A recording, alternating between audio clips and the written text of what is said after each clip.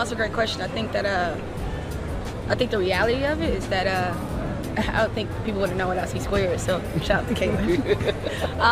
That's just the reality. I think she's done an unbelievable job of bringing, obviously her own fans and the people that support her. But, for me, I kind of laugh at it and I embrace it at the same time because I've always kind of flew under the radar.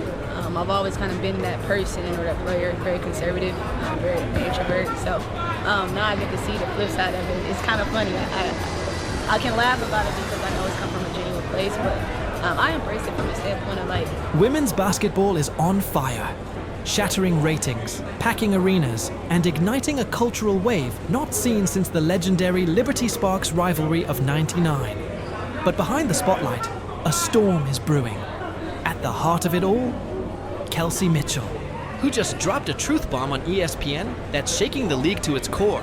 And the aftermath is nothing short of explosive. This is the moment that we've been waiting for in women's basketball. And honestly, it's way bigger than that. This is the moment that we've been waiting for in women. It all kicked off when an ESPN reporter threw some subtle shade at Caitlin Clark and the Indiana Fever's meteoric rise. But Kelsey Mitchell wasn't having it. She didn't just clap back. She dismantled the entire narrative with a single sentence that sent shockwaves through the sports media world. I had a follow-up on Caitlin Clark here, which is fine, but it's where you combined for nearly 60-plus points and you both shot 54%, each in 5 threes. Insert link email o'clock, verse 809. This isn't just about basketball. It's about loyalty versus jealousy, truth versus propaganda, and a league that's suddenly terrified of the very revolution it helped ignite. And of course, I'm so glad I got my sister from another mister, one of the most electrifying guards in the WNBA. She's been breaking records since her college days. We're talking about handles, three-point shooting, and an undeniable work ethic. And unfortunately for us, an unguardable jumper as well. This woman deserves her flowers. She defines consistency and excellence. Ladies and gentlemen, please welcome Kelsey Mitchell. Want the full story on how Kelsey Mitchell just flipped the script and changed the game? Buckle up, smash that like button, subscribe for your daily dose of unfiltered sports drama, and let's dive headfirst into the chaos. Because this is one story you don't want to miss. Let's rewind to the moment it all began, the disrespect that lit the fuse. Maybe I'll start with you, Kels, because Lord Jesus, your team and their fans, they be getting up in everybody's business. The tension didn't start on the court. It started on camera. During a live ESPN segment, reporter Chiny Ogwumike smirked and dropped what sounded like a harmless jab. Lord Jesus, y'all team and they fans, they be getting up in everybody's day business, the studio chuckled. The panel nodded along. But Kelsey Mitchell, her eyes locked in like a sniper. To casual viewers, it was just banter. But Fever fans heard the subtext loud and clear. Your rise is a fluke. Your fans are obnoxious. And Caitlin Clark, just hype. But Mitchell wasn't about to let that slide. Not this time. Ionescu will heave and hit! Asia Wilson with 1,000 career points on the season. In 2020, the WNBA... The room froze when she fired back. No stammering, no forced smile. Just cold, surgical precision. The rise of women's basketball has a lot to do with Caitlin Clark. Boom, the reporter's grin vanished. Off camera, producers probably choked on their coffee. This wasn't just a clapback. It was a declaration of war. So why did Mitchell's response change everything? Because it exposed the one thing no one wanted to say out loud. The fans, tell us anything else you want to say to the fans. Full house today. To all the fathers out there, happy Father's Day. I've been fortunate to have a really great father in my life for the last 8 years, the past 6 weeks. So to the fathers out there, keep doing your thing. We won't be here without you guys, so enjoy your Father's Day. Let's hear. Mitchell's words weren't just a defense of Clark. They were a reckoning for the WNBA's media machine. For months, analysts have tried to downplay Clark's impact, spinning a narrative that the league's rise was inevitable. That it would have happened with or without her. But Mitchell, she called their bluff. Live, unfiltered, and unapologetic. And in doing so, she exposed an ugly truth. The establishment hates that it's Clark who moved the needle. Oh man, I think I've seen both sides of it. For one, like being on a team with like Kaylin and knowing that some of the stuff and the wave that she created for like us, you know, where the game is and what she's been a part of, like as far as this process, I've seen so much of it. And so I think for me lately was the shift in moments in Indiana period as far as like the arena, where we started, and B was my vet, kinda, right? Kinda. We up there, sis. We up there. She was a Fever girl first, and so she also saw, and you know, she's a vet too. They've seen what Indiana was, and I think now where it's at now. Think about it. The WNBA spent decades pleading for the spotlight, begging for ESPN airtime, sponsors, and the respect it deserved. Then Caitlin Clark shows up. Suddenly, arenas are sold out. Jerseys are flying off shelves. Ratings? Record-breaking. Grandpas who've never watched a women's game are glued to the screen. You'd think the league would be celebrating, but the gatekeepers, they're seething because they didn't crown her. And Kelsey Mitchell, she just forced them to admit it. Earlier, you were talking about getting comfortable with each other. I'm curious, Kelsey, from your standpoint, how would you describe the challenge of trying to get acclimated to the kind of passes that Caitlin makes, and vice versa for you, Caitlin, getting used to a whole new team? I don't think it's necessarily a challenge, but you have to adjust. Obviously, things are different based on the basketball. You know, she was playing with Iowa and then come in and transition as a pro. And I think for us, we got to give her what she needs and be the resource, and kind of just fill out what she kind of needs us to fill those gaps in. I always say that T Squared is one of those players where her IQ is going to take. And the best part? She did it without the drama. No shouting, no petty insults, just cold, undeniable facts. That's why this moment hits different. Because it wasn't about ego, it was about truth. And the league, they hate when the truth wins. The Fever's revenge tour. Yeah, it's officially underway. You know, to add on to what Christine asked about women's sports in general, you guys have played almost every game before sellout crowd this whole season, wherever you've been. And how much does that affect you on the court? And do you ever look around and say, hey, this place is packed, they want to see us? Those kinds of things? I believe But I think it's a really great opportunity for us to kind of like present, you know, who we are as a team. And I think that the work that the class that came in, the draft class that came in, did a really good job of like putting themselves on the pedestal to be known, to be seen. And let's be clear, this isn't just about one interview. The Fever have been disrespected for years, left in the shadows of small market Indiana, while superstars flocked to LA and New York. But Mitchell, she stayed. She stayed through 7. Losing seasons, through empty gyms, through the heartbreak of losing her dad just before the 2023 season, and now she's done being overlooked. I saw where you said the WNBA, they're targeting Caitlin Clark. What do you mean by how she's being guarded or enforced? I think you and I both know the landscape that we live in today, both sports-wise and non-sports-wise, right? We are in a red-blue, and if you're red, you can't agree with blue, and if you're blue, you can't agree with red, whereas most things are in the middle. If you're a college player and you're a great college player. With Clark by her side, Mitchell isn't just winning. She's humiliating the doubters. Their chemistry, electric. Their dominance, undeniable. And every time the media tries to pit them against each other, they double down on their bond. Take the moment when Clark dropped 40 points, but Mitchell outplayed her. Instead of fueling a rivalry, Clark demanded that Mitchell get Player of the Month. That's not a rivalry, that's family. Shooter at 90% will take 3 here at the line. 11 offensive rebounds a game, one of the best in the league. Clark frees up Boston for 2. Has so much size in the... And the league, they're terrified because the Fever aren't asking for respect anymore. They're taking it. And if the haters keep talking, Mitchell and Clark will keep winning all the way to a championship. The numbers? Well, those are the ones that will silence every last critic. Pass decent shot, but it's just a change of spin down. Excellent screen. It's beautiful. Caitlin handles right here, gets the three. Let's hit them with the receipts they can't ignore. Caitlin Clark's rookie jersey? It outsold every active NBA player's jersey in May, including LeBron, Curry, and Tatum. The Fever's social media following. It exploded by 1,400% since draft night. Road games that used to draw 4,000 fans? Now, 15,000 plus screaming supporters, many rocking Clark's numbers 22, but leaving as Kelsey Mitchell believers. And League Pass subscriptions? They didn't just break records, they shattered them.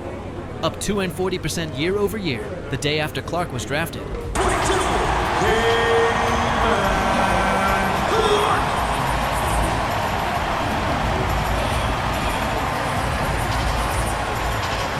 Yet, ESPN's Maria Taylor had the audacity to claim the WNBA was thriving long before Caitlin Clark arrived. Really, Maria? Then explain this. Why did your own network move Fever games from ESPN3 to primetime ESPN slots? And why did Nike's WNBA merchandise revenue triple overnight? Oh man, I think I've seen both sides of it. From one, like being on a team with like Caitlin and knowing that some of the stuff and the wave that she created for like, as you know, where the game is and what she's been a part of, like as far as this process, I've seen. While your own colleagues at SportsCenter are suddenly forced to lead with women's basketball highlights, the cognitive dissonance would be laughable if it wasn't so pathetic. Here's the billion-dollar truth. They're choking on Caitlin. Clark's $280 million deal. That alone exceeds the entire salary cap for multiple WNBA teams. And her Iowa jersey sales? They single-handedly funded new practice facilities. You, Kels, because Lord Jesus, your team and their fans, Jesus. They be getting up in everybody's business. Starting with you, Kelsey, and then going to B and NECA. How have you guys experienced? Is there like a moment that you like think of when it comes to the explosion of the game and how it is? The Fever's local TV ratings up 1,100%. That spike? It just bailed out their regional sports network.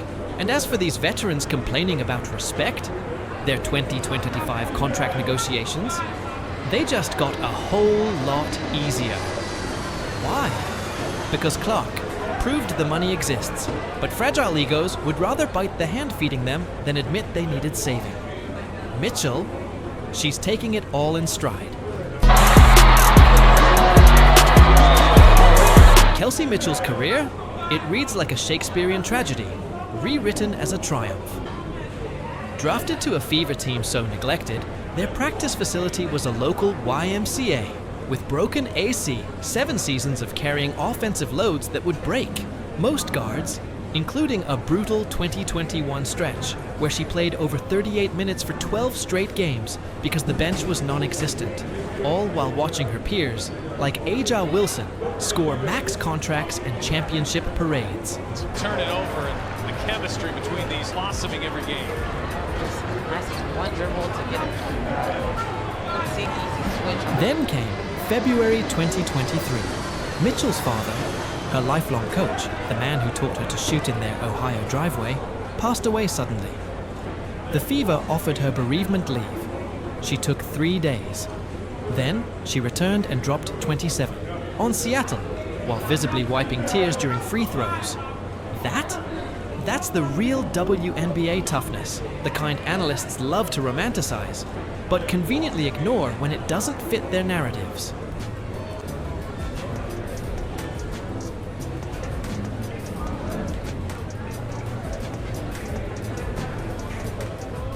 Now, witness the poetic justice.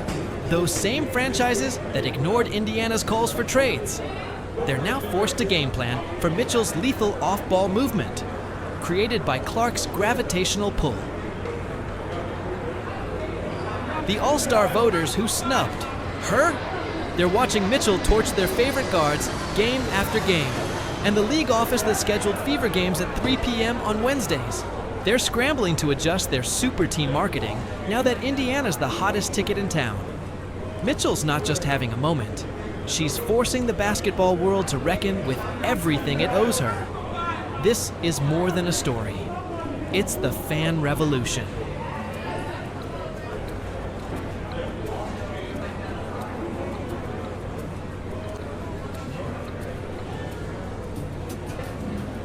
Clark's army isn't coming.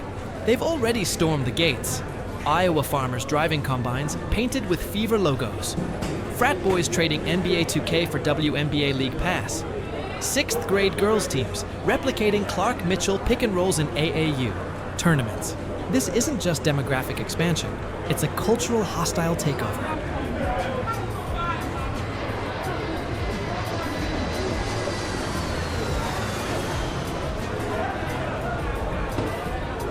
The old guards panic? It's palpable. Notice how, suddenly, real fans need to know obscure stats from 2003 to have an opinion. How purists dismiss new viewers as bandwagoners, while Clark stands tall, begging them to stay. The gatekeeping, it reeks of desperation. Because here's the uncomfortable truth. The WNBA's previous growth strategy, relying solely on diehard women's sports fans, had plateaued years ago.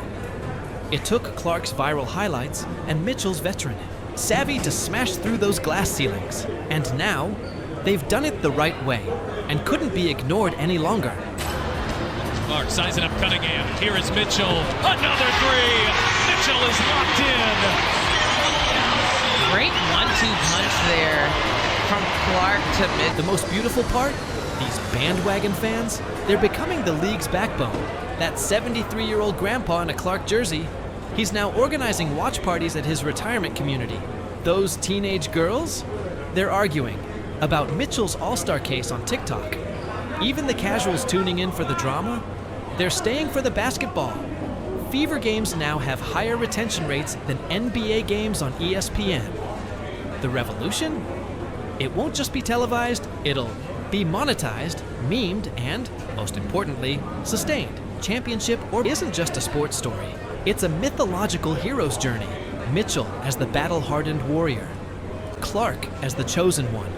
Boston as the silent assassin. Their path to the finals? It reads like a gauntlet designed by the basketball gods. First, the super team aces with their $1 million contracts and luxury roster. Then, the cool kids, the Liberty, with their celebrity owners. And let's not forget the mercenary son, built to crush small market dreams. But the Fever, they're not just fighting for a chance at the finals, they're rewriting the story. And Clark. I mean, that's clear. The ultimate irony, a Fever championship wouldn't merely validate Clark, it would immortalize Mitchell's sacrifice. Picture the cover of Sports Illustrated. The rookie sensation and the seasoned hero lifting the trophy side by side. Imagine. The parade through Indianapolis streets that were once empty during Fever games. Then, of course, the inevitable 30 for 30 documentary chronicling how loyalty and raw talent collided to reshape the future of basketball. That's not just a championship. It's a legacy, one that would linger in the minds of the doubters for decades. A mic drop moment. Into the timeout. Wallace is certainly going to give Christie's side something. Mitchell's takedown on ESPN wasn't just a soundbite. It was the first domino in a reckoning that's only just beginning. With free agency on the horizon, suddenly every star is available to Indiana. The draft is coming, and the Fever now. Hold leverage no one saw coming. Even the league's CBA negotiations just got a lot more interesting, because Clark proved the revenue potential, while Mitchell proved veterans deserve their respect. But the real fireworks will come in October, when Mitchell faces down the commissioner during the championship ceremony.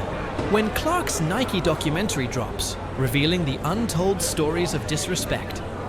When the Fever's ring night next season becomes the most watched regular season game in history. This isn't just a moment, it's the dawn of a new era.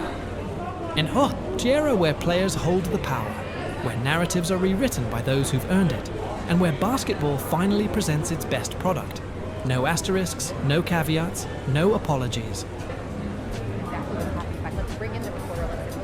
You brought up the story, Alexa. What does this mean for the Mercury? Well, the Mercury are going to look a lot different this season, and this is a huge first domino to fall. And Alyssa Thomas getting traded to... The mic didn't drop in that ESPN studio. It got passed to every player tired of being overlooked, every fan frustrated by condescending coverage, and every young girl who now knows her dreams don't need permission. The revolution will be televised, tweeted, and TikToked. And the best part? We're all witnesses. This is bigger than basketball. That's continued to develop with her and Caitlin. She said, basketball. Oh, what a pass. Boston is the rebound. A lot of really nice passes on screen and roll action from the Seattle Storm. Kelsey Mitchell jitters her way. Here's Mitchell on a three. She got it. This isn't just about Caitlin Clark. It's not just about Kelsey Mitchell. It's about every underdog who's ever been told they don't belong. The WNBA spent years waiting for its Tiger Woods moment, and now that it's here, the old guard would rather watch it burn than admit Clark's the reason. She's not letting them rewrite history, and neither should you. So, what side are you on? The gatekeepers clinging to the past, or the revolution rewriting the future? Drop your take in the comments, smash that like button if you're riding with the fever, and subscribe for the unfiltered truth ESPN won't show you. The reckoning is here, and it's must-see.